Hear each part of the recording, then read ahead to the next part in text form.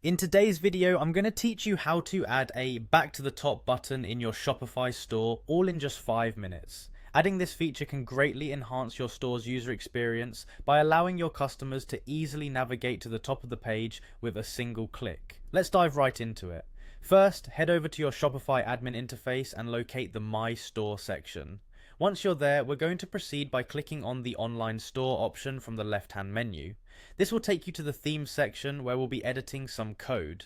In the Themes section, find the theme you're currently using and click on the three-dot menu icon next to it. From the drop-down menu, select Edit Code. This step is crucial because we'll need to add a new snippet to the theme's code. Once inside the code editor, look for the snippets directory on the left pane. Clicking on it will display any existing snippets, but we want to add a fresh one. Next, click on the Add a New Snippet button. A dialog box will appear prompting you to name your snippet. Let's go ahead and name it Back to the Top for easy identification.